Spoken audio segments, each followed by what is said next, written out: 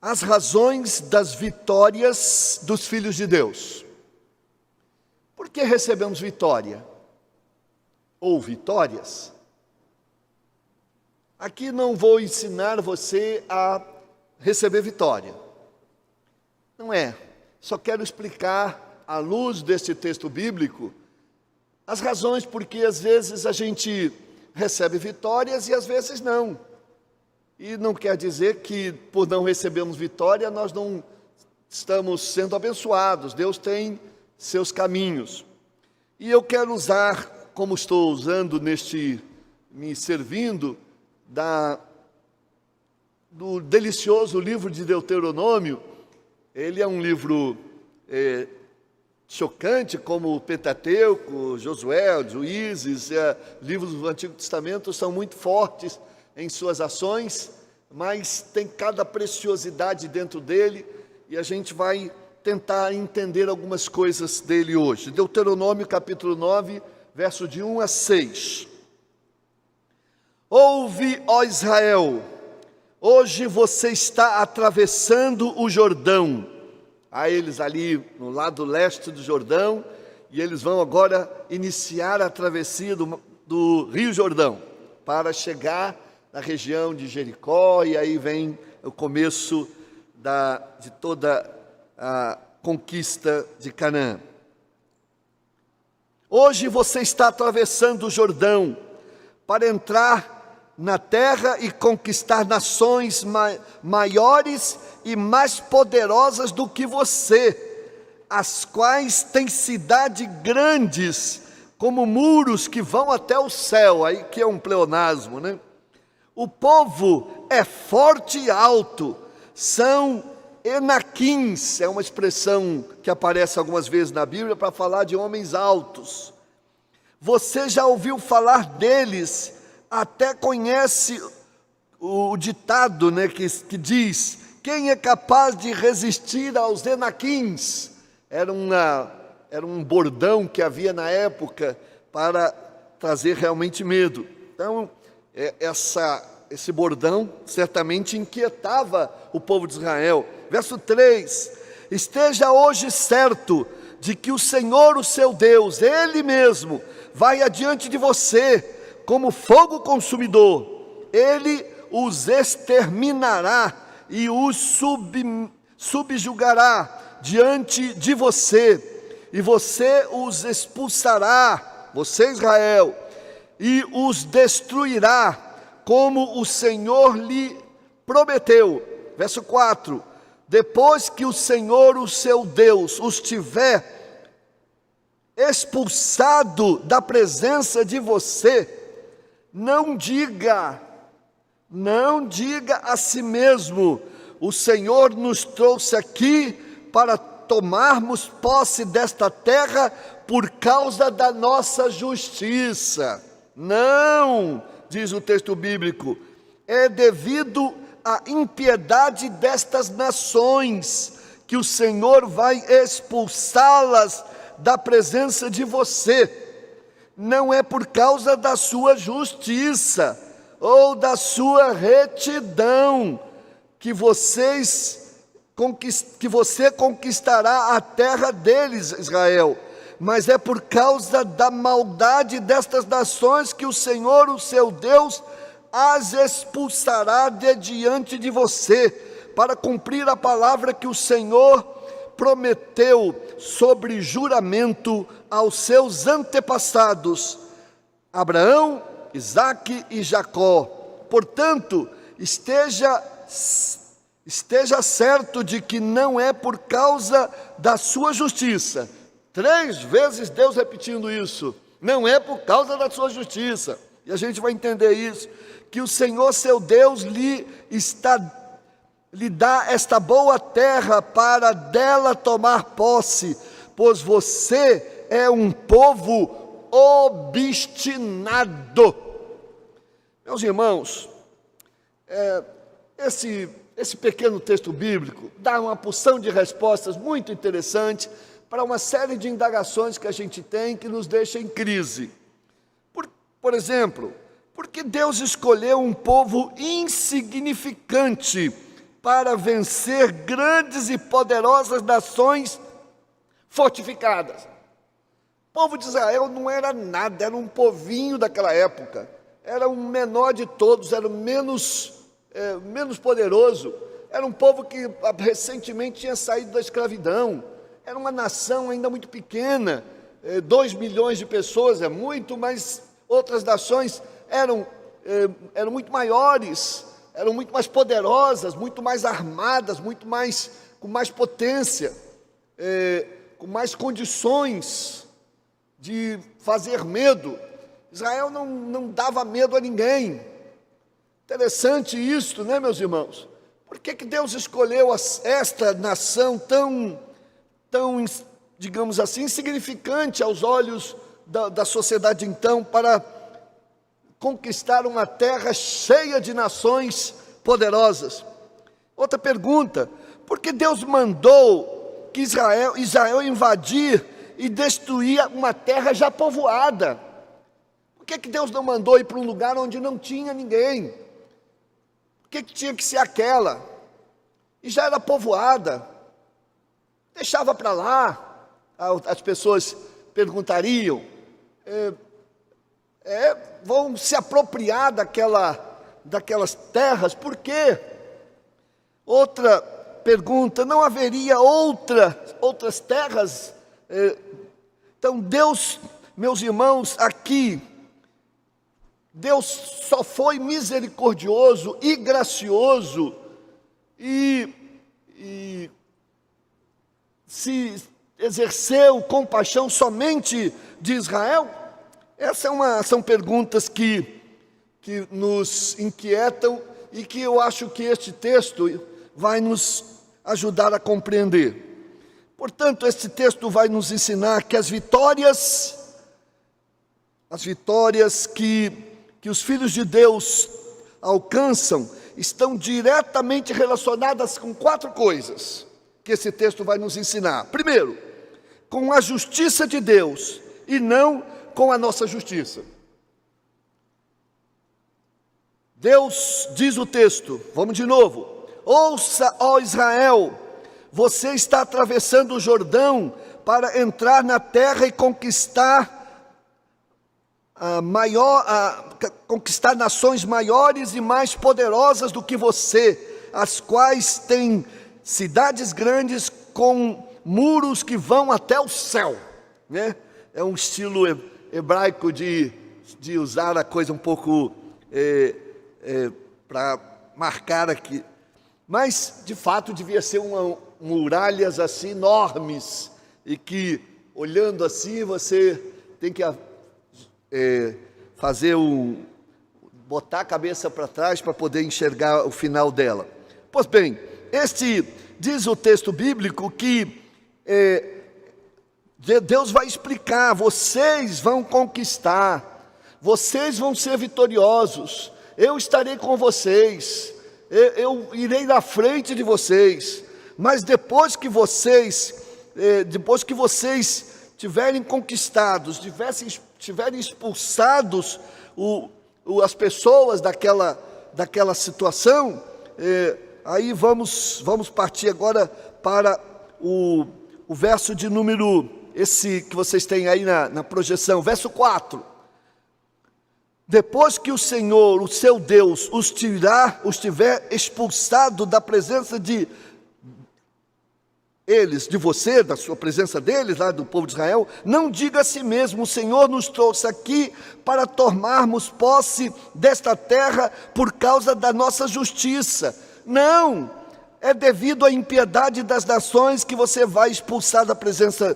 Quem é Israel para dizer que tem justiça, que tem obediência, que tem uma vida correta, para merecer ganhar qualquer coisa? Não tem. O povo de Israel foi um tormento para Deus durante 40 anos. Eu imagino que sempre teve uma porção fiel ali no meio.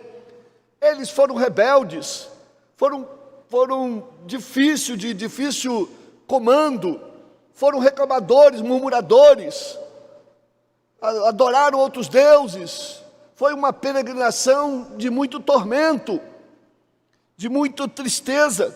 Óbvio que por causa de qualquer justiça, de retidão, de coisas maravilhosas que eles teriam feito, não seria por isso que eles seriam vitoriosos. Meus irmãos, as vitórias que a gente alcança na vida da gente não é por nossos méritos. Podemos até estar preparado, podemos até nos esforçar, mas se o Senhor não for conosco, se a sua mão boa não estiver conosco, em vão trabalham os que edificam, se a casa não for edificada sobre os cuidados do Senhor. Então, isso que Israel precisava. Deus tinha medo de achar, tinha preocupação de Israel achar que ela que era poderosa, que ela que fazia coisas extraordinárias, que Deus iria fazer, mas que no orgulho, na vaidade dela, de Israel, ela poderia achar que é porque eles merecem, afinal de contas nós somos o povo de Deus. Não adianta ser o povo de Deus se não vive como o povo de Deus. Vejam só, esta situação desse povo que estava lá, era uma situação muito especial. Eu quero convidar vocês a lerem aí Gênesis capítulo 15, verso 13 a 16, vejam só. Então o Senhor lhes disse a Abraão, já o primeiro pai, depois repetiu isso a Isaac e a Jacó: saiba que os seus descendentes serão estrangeiros numa terra que não lhes pertencerá, onde também serão escravizados. Olha, uma profecia divina para o que iria acontecer em relação ao Egito. E oprimidos por 400 anos, tudo antecipado. Mas eu castigarei a nação a quem servirá como escravos. E Deus fez isso para com o Egito. E depois de tudo, sairão com muitos bens. E eles saíram mesmo, com muitos bens. Você, porém, irá em paz. Aí falando de Abraão, antes você não vai ver isso, mas você irá em paz com seus antepassados e será sepultado em boa velhice. Só que na 4ª geração dos seus descendentes, eles voltarão para cá. Abraão estava em Canaã, na terra onde o povo que era dele, que ele comprou ali, era terra prometida. Então ele disse: o seu povo vai sair daqui, mas eles vão voltar para cá, é promessa minha, porque e ele diz, e eles vão voltar e de volta para cá, porque a maldade dos amorreus ainda não atingiu a medida completa. Que o Deus estava dizendo assim: esse povo que está aqui é um povo ruim, difícil, mas o cálice da maldade deles ainda está no meio copo. Agora, quando esse copo passar do limite, então esse povo não terei mais condições de ter misericórdia dele. Mostra a misericórdia de Deus até com povos amorreus, jebuseus, cananeus, aquele povo todo que morava em Canaã. Deus disse: eu estou tendo misericórdia deles, ainda não transbordou o cálice de culpa, de pecado, de transgressão, mas está crescendo. Quem sabe eles modificam, quem sabe, mas então os pecados daqueles povos lá de Canaã, no entanto, ultrapassaram todos os limites. Eram idólatras aos extremos, eram promíscuos aos extremos, eram violentos aos extremos, eram gananciosos aos extremos, eram maus e profanos. Então, por isso que quando Deus dá ordem para que Israel invadisse Canaã, ele fazia a título de juízo, né? A título de que o cálice de transgressão, de iniquidade derramou. Então, alguns ficam com pena do povo de lá, estão encaetados, eles invadiram a terra deles, mataram todos e tal. Aquilo não era o povo de Israel fazendo, aquilo era Deus fazendo. Assim Deus fez também com os babilônicos, com os assírios. Deus usou esses babilônios e assírios para castigar Israel, porque Israel se prostituiu com os ídolos, se tornou iníquo em determinado tempo, ao ponto de o reino de Israel se extinguir, e só sobrou um pedaço do povo de Judá. A gente vê essas matanças e fica chocado, e não sobrava ninguém, nem velhos, crianças, todos. Era um julgamento de uma misericórdia que acabou. 400 anos, aguardando um arrependimento desse povo. Não, agora, quem vai ocupar é o meu povo. E Deus sabe que seu povo lá não é lá grande coisa não, mas é o povo amado dele, e ele tem esperança que a palavra, a lei, transformasse esse povo em gente boa. Quem sabe? Assim, meus irmãos, a gente não precisa ficar tão chocado, porque assim será o juízo final. Você não vai poder ficar acusando Deus de julgar e mandar para o inferno as pessoas que não... Inferno é sofrimento, é morte eterna, que não estão obedientes, que vivem uma vida totalmente carnal, totalmente de promiscuidade, de maldade, de violência, de roubo, de tudo. E a Bíblia relaciona uma série de situações em que não terão lugar no reino de Deus. Então o cálice da ira de Deus transbordou.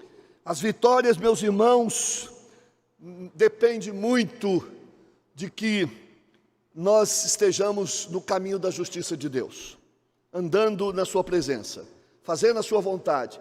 Mas não é isso que nos dá o direito à bênção. A bênção do Senhor não é direito. Não é um direito que eu tenho porque eu sou bonzinho, porque eu sou obediente. Eu faço isso porque Deus mandou que eu fizesse, que eu vivesse na sua presença, que nós vivêssemos na sua presença. Então, você quer ser um vitorioso? Sim, seja obediente à palavra, ande na presença do Senhor, mas não reivindique isso para a sua bênção. Essa é a teologia neopentecostal que a gente não aceita. A gente não dá o dízimo porque é da lei, a gente dá porque ama o Senhor, porque prioriza o Senhor, porque a gente acha importante isso. A gente não faz as coisas certas porque a gente quer ser abençoado. Não, a gente faz porque ama o Senhor, porque é um compromisso nosso, com bênção ou sem bênção. Mas estas questões também implicam na bênção que recebemos. Segundo lugar, meus irmãos, se os filhos de Deus, as vitórias que nós recebemos como filhos de Deus, são diretamente relacionadas, em segundo lugar, com a permanente fidelidade de Deus, e felizmente não da nossa. Vejam só, verso 6, não é por causa da sua justiça, novamente pela terceira vez Deus vai repetir, ou da sua retidão, até porque não tem. Alguns têm, ou eles têm por um tempo, depois não têm. É uma coisa assim, intermitente, às vezes tem, às vezes não tem. Essa retidão, essa justiça, se dependesse disso, eles não teriam nada. Como nós, se dependemos da nossa justiça, das nossas obras, cumprir os mandamentos para receber salvação, nós não estaríamos perdidos, né? Não é por causa disso. Ele vai dizer que você vai conquistar a terra deles, mas é por causa, novamente Deus está dizendo, é por causa da maldade das nações que o Senhor seu Deus vai expulsá-las diante de você, para cumprir a palavra que o Senhor prometeu sobre juramento aos seus antepassados, Abraão, Isaque e Jacó. Deus está tirando aquele povo de lá, porque aquela terra não pertence a eles. Deus está tirando porque prometeu a Isaque e Jacó que essa seria devolvida e que o povo voltaria. Eu, no lugar de Deus, eu não vou dar essa terra para esse povo, não merece, mas Ele prometeu. E Deus é fiel. Deus não muda de palavra como nós. Então Deus cumpre o que promete, mesmo quando tudo conspira contra as suas promessas, até contra a sua vontade de atender.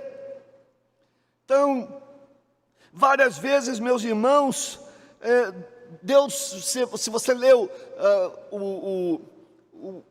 Pentateuco, você ouve muitas vezes essa frase: a terra que eu prometi aos meus antepassados, a terra que eu prometi aos pais, a terra que eu prometi tal, tal. Deus falando que vai cumprir isso, vai cumprir. Nós temos um Deus fiel, prometeu perdoar os nossos pecados em Cristo, prometeu a nossa salvação em Jesus, prometeu nos dar o Espírito Santo, prometeu a terra, a vida eterna e o céu na sua presença. É promessa fiel, você pode confiar. Isso não vem dos seus méritos, não vem da sua justiça.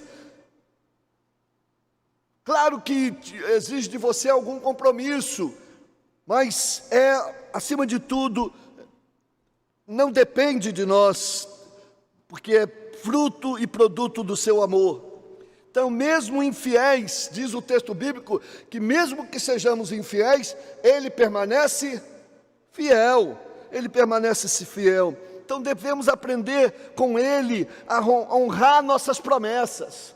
Filho de Deus também tem que ser como Deus: prometeu, cumpra. Prometeu, cumpra. Desde que há uns 2 anos, os membros que entram aqui assinam um termo: comprometo-me, para ao ser membro dessa igreja, frequentar com regularidade, testemunhar com a minha vida, contribuir, servir, buscar o meu crescimento. Mas mais da metade dos que entraram não estão nem aí mais para aquilo que assinaram. Então, isso é não ser fiel. Não ser fiel é não cumprir aquilo que Deus espera para os seus filhos. Então, mas mesmo assim Deus é fiel. E se não, a promessa que Deus daria à nação uma nova terra, Ele deu. Não foi com aquele povo infiel, aquele morreu no deserto, mas uma nova geração, que infelizmente herdou esse DNA do mal, e que deu também muitos trabalhos. Mas mesmo ali entre o povo infiel, havia sempre um remanescente fiel, que andava e fazia a vontade de Deus. Então, meus irmãos, terceiro lugar, as vitórias que nós recebemos do Senhor, elas estão também diretamente ligadas à intercessão dos justos. Se você quer ter vitória na sua vida, você também precisa contar com as orações dos irmãos. Que as pessoas orem por você, que você mesmo ore. Não podemos fazer com a nossa força, temos que contar com o Senhor. Ai do povo de Israel se não pudesse contar com as intercessões de Moisés. Deus intentou destruir todo aquele povo, mas Moisés intercedia. Então, eles tomaram a posse da terra também por causa da intercessão de Moisés, meus irmãos. Vejam só esse texto de de Deuteronômio capítulo 9, verso 25 a 29. Veja só o que Moisés fazia quando Deus ameaçava destruir o povo, porque não aguentava tanta rebeldia, tanta idolatria, tanta iniquidade no meio de um povo que ele amava. É muito triste você amar alguém e esse alguém só fazer mal. Diz o texto: fiquei prostrado perante o Senhor durante aqueles 40 dias e 40 noites, porque o Senhor tinha dito que ia destruí-los. Moisés dizendo ao povo: foi quando orei ao Senhor dizendo: ó soberano Senhor, não destrua o teu povo, a tua própria herança. Tu o redimiste com a tua grandeza e o tiraste da terra do Egito com mão poderosa. A gente não cresce, filhos de Deus não tem vitórias se a gente não orar, se não pedir as pessoas para orarem pela gente, se a gente não se unir em oração. As orações abrem porta. Há um pensamento que diz que a oração é a chave para a vitória.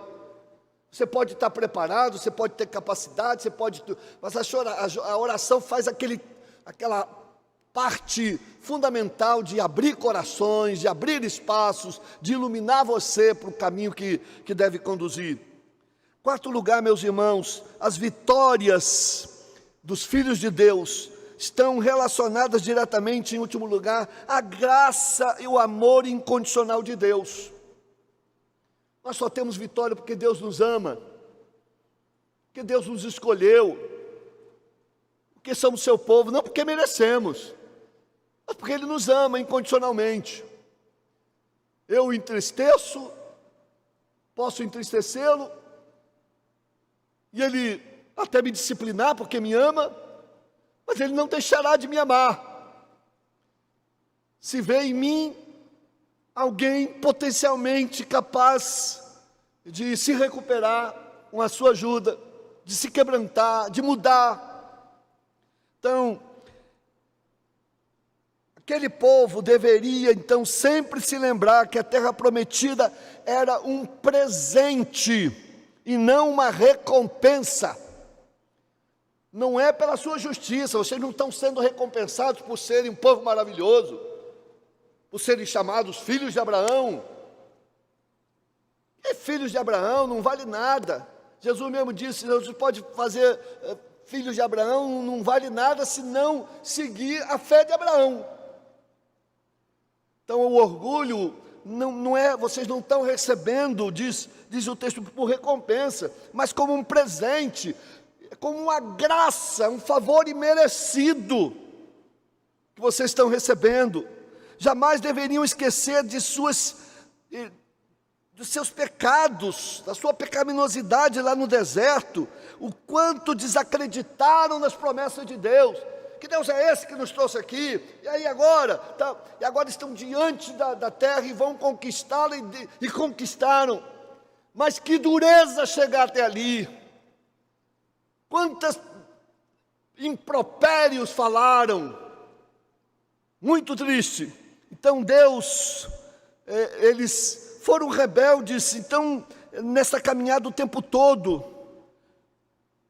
Mas Deus, como um Pai bondoso, tem zelo para com o seu povo.